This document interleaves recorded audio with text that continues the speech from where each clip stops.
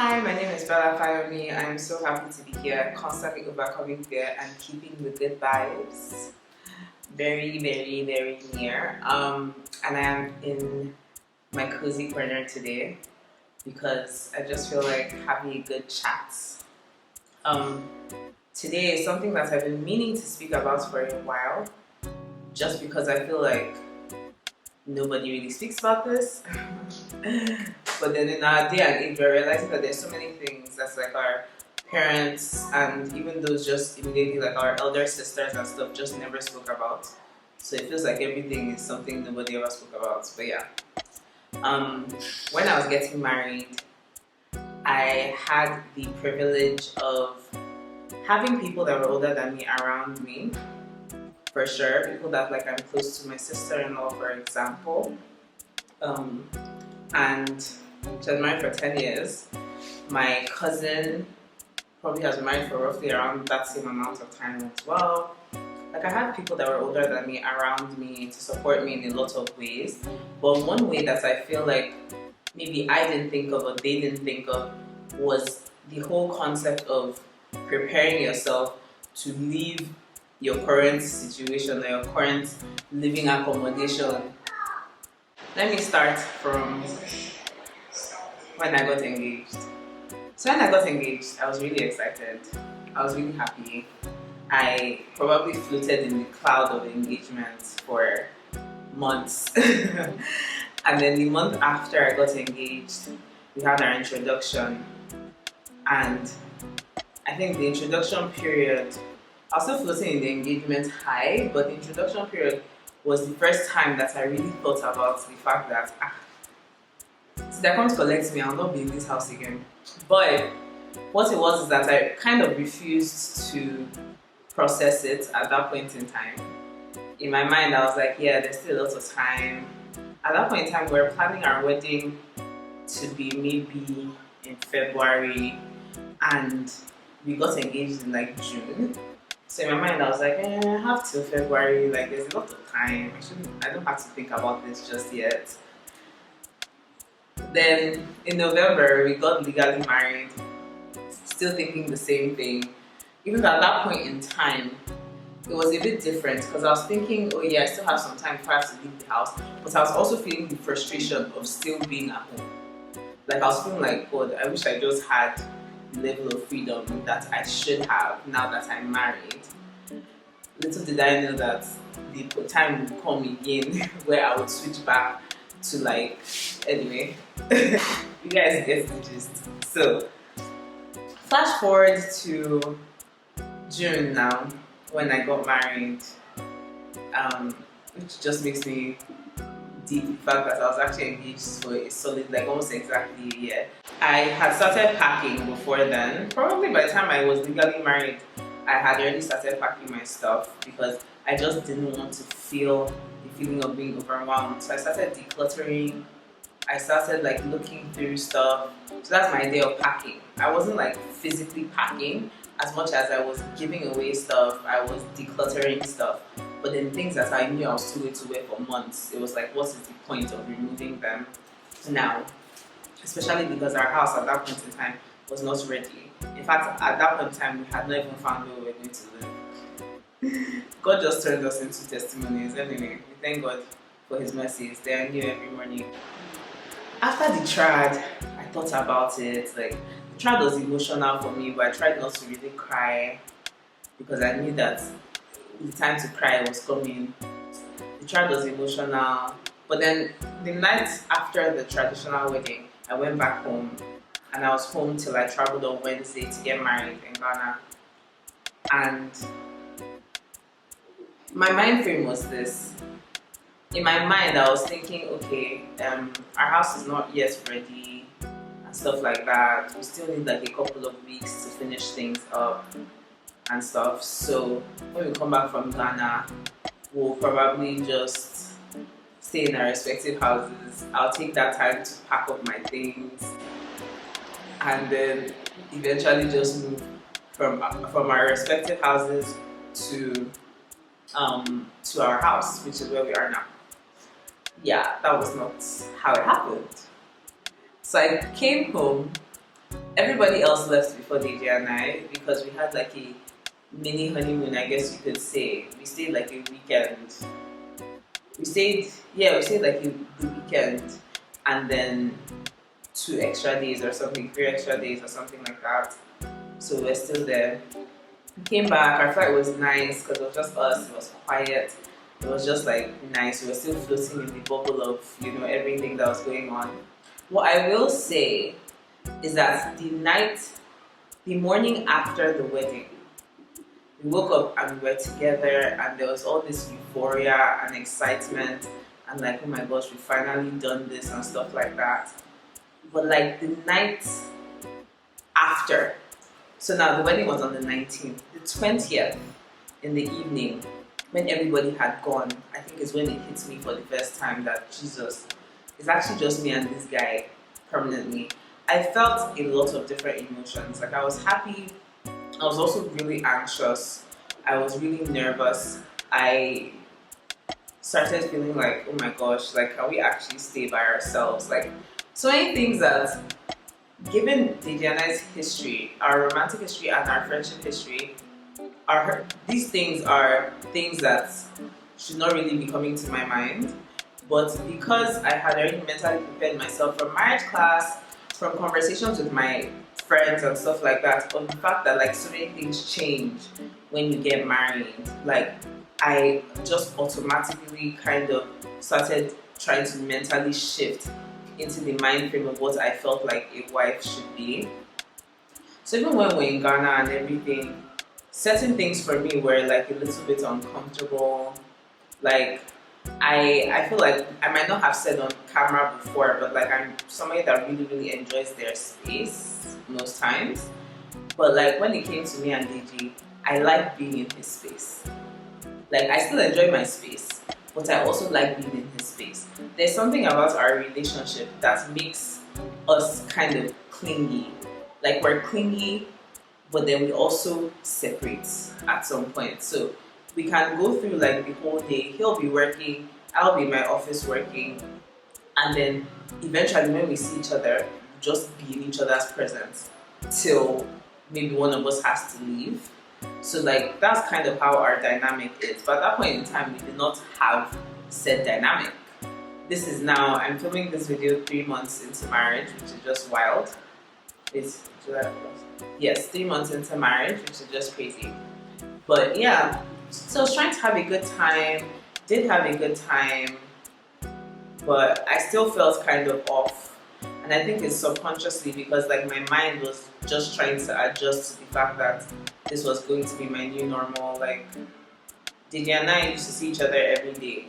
Before we got serious and before we like got engaged and all that, we still used to see each other every day because I mean we had a child together and we lived not too far from each other, so we would see each other every day. Didi would come every day to spend time when he was not working and stuff, to spend time with me, spend time with Zoe and stuff. So I was used to seeing him every day, but this was a different thing because we barely ever had the opportunity to sleep in the same space.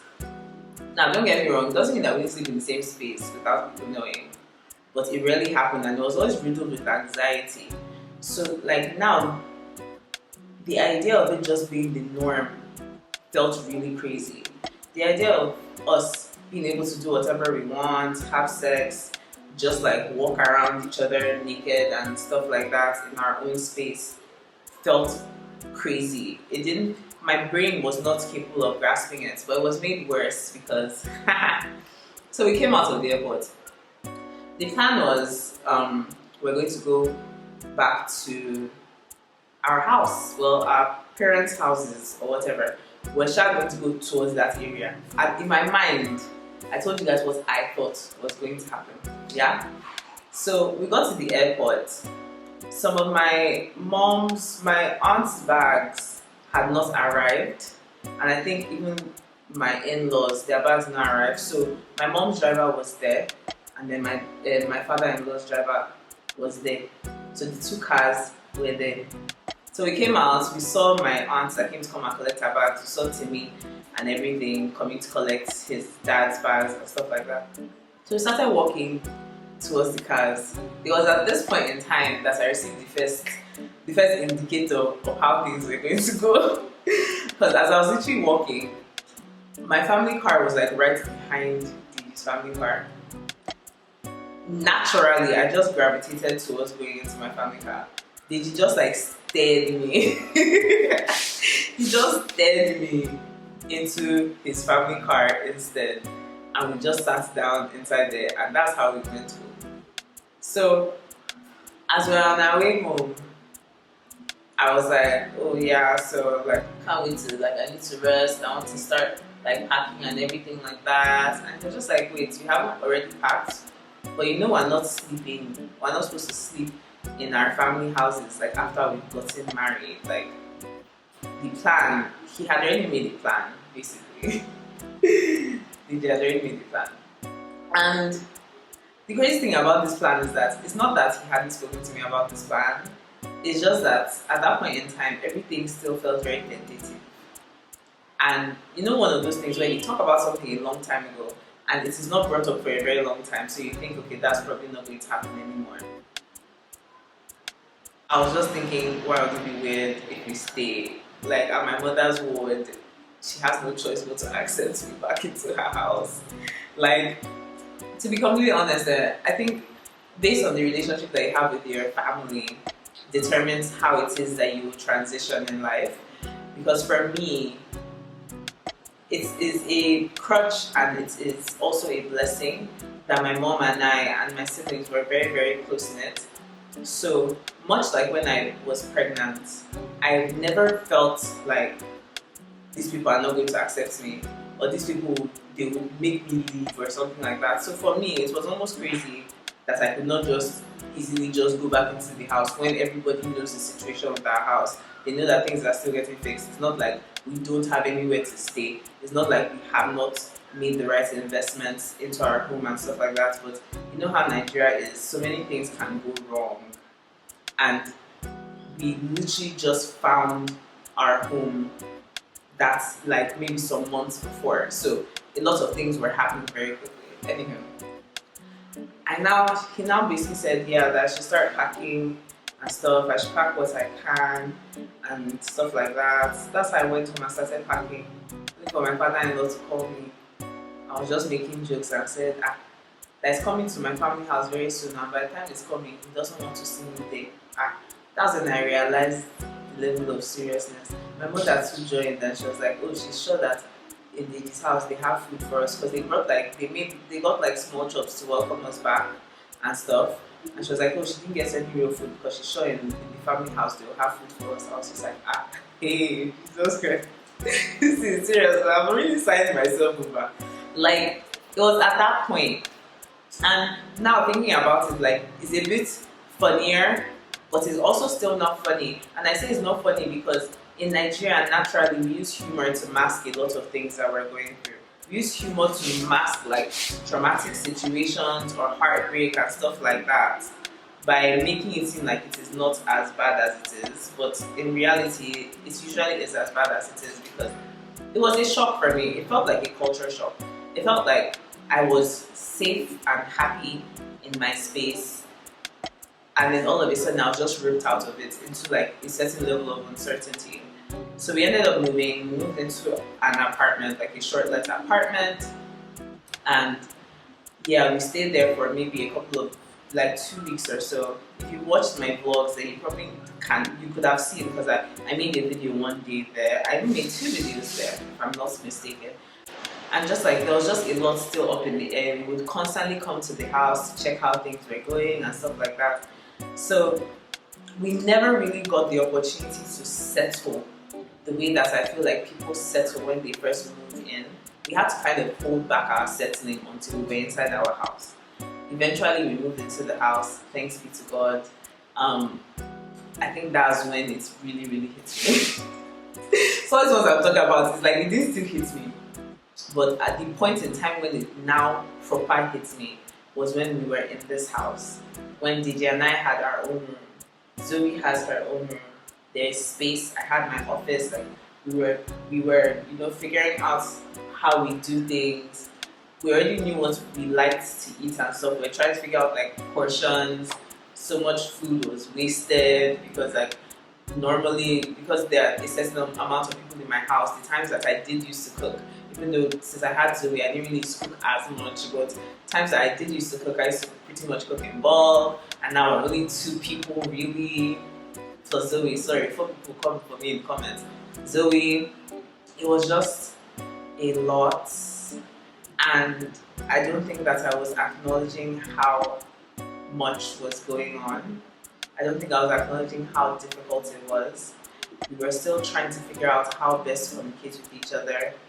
There were certain things that maybe we felt like we had settled, like, okay, so who does what type thing that we had not settled, because we were so confident in our relationship and the fact that we have a friendship that so many assumptions are made, and so many things. We spent so much time in our adjustment period trying to iron so many things out so that in the future we don't have issues. But it came to a particular day that I was just feeling so homesick. Like I was feeling like, I don't even know if it's that something happened to DJ and I don't think so. But I just carried Zoe and I just drove to my house. Because at that point in time, I hadn't really been going home like that, you know. But like I was just like, I can't go to my mother's house. So I got up, went to my mom's house. Zizi was still around at that time. We had such a good time together. It was just nice to be somewhere different and somewhere that felt more familiar, because when you move into a new space, your house doesn't feel like your home for a very long time. Like this house still doesn't feel like, even with all my stuff everywhere, because I have the most stuff out of the 3 of us, it still doesn't feel like completely ours. And my friend Falcon was telling me, she has been married for a year now, she was telling me that it was probably like at the 8th month or so that she started waking up and thinking, it is my house, and not thinking like, where am I, what's going on, and stuff like that. And I can completely relate to that, because to a large extent it does feel like you're like impersonating adults. I think that's what it feels like, really, and sharing so many things depending on somebody else. And I just kind of like, I made a video, I had like a bit of a rant on Instagram about it, and so many people messaged me and were telling me that, you know, like it's completely normal, that like, you know, then they still go to their house every week.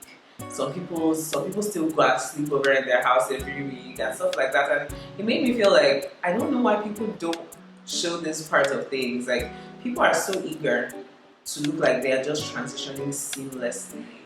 And you guys know me by now that I'm not for that.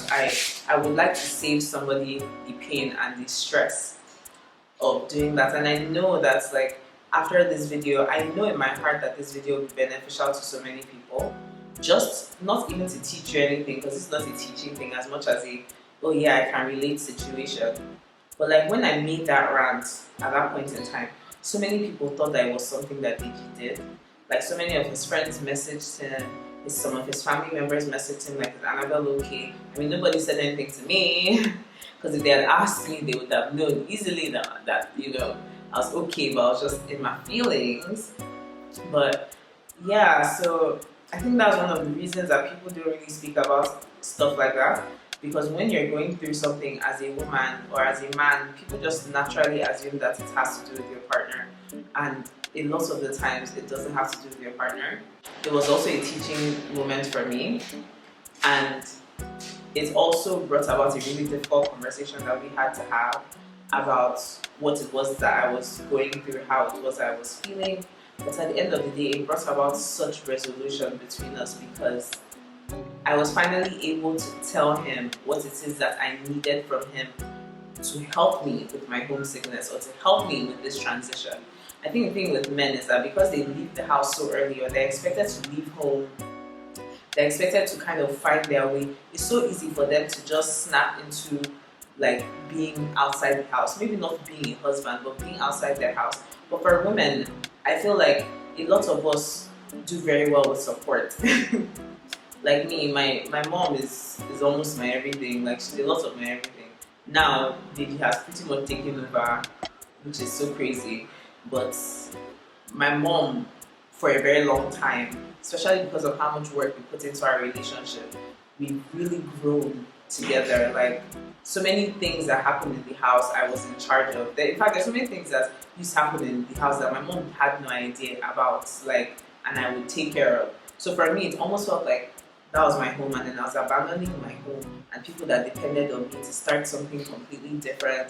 And it was just a lot.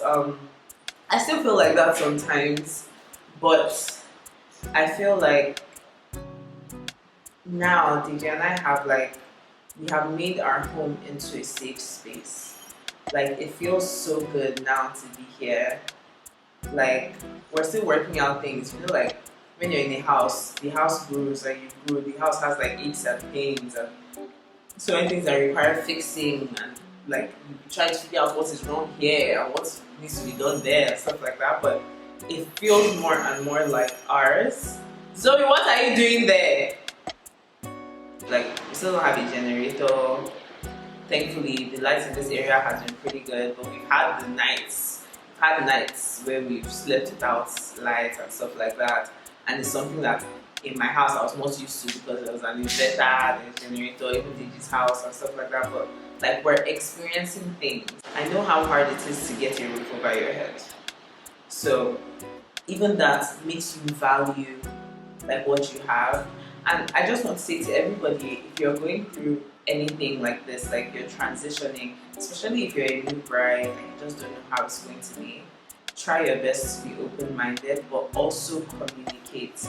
It's so difficult. Like, I'm such an expressive person with everybody else except my husband. Like, I'm expressive with him, but because he sees me as my most vulnerable, sometimes it's difficult for me to express myself. There was a day that we were having an argument. I literally could not face him. Like, I could not look at him to talk to him. I had to like type it out and send it to him.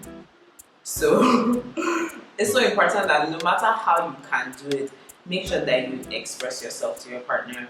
Make sure that you lean on your friends. My friends have been so good and so understanding, because during this period in time, I have literally been cut off from the world. So many people I just did not talk to. Some people will call me, I will not answer because I'm just like, yeah, I just don't have the mental capacity right now to deal. Especially when we had not moved in, I just didn't want to answer too many questions and stuff like that. It was just a lot, and I have to say that it has gotten significantly better. I think we're finally finding our bearings and stuff like that, but it takes time, you know. I feel like by the end of the year, I should be properly settled into things. We should be like in a good natural flow of how things go, and that's just with the house. Obviously, with marriage, it's constant. Like, you're constantly learning new things about the person. You're constantly having to, evaluate things that you do that you thought were the norm, that are not the norm for somebody else and stuff like that. But yeah, I just wanted to share my experience so far with marriage. It has been so much fun. I can't lie. Like, aside from this part of things, it has been so much fun. There's also been so much anxiety. It has been just a whirlwind of emotions, but the positive have far outweighed the negatives. And every time something happens, both the good and the bad, I feel more and more reassured that I chose the right person. But anyway, thank you guys so much for watching.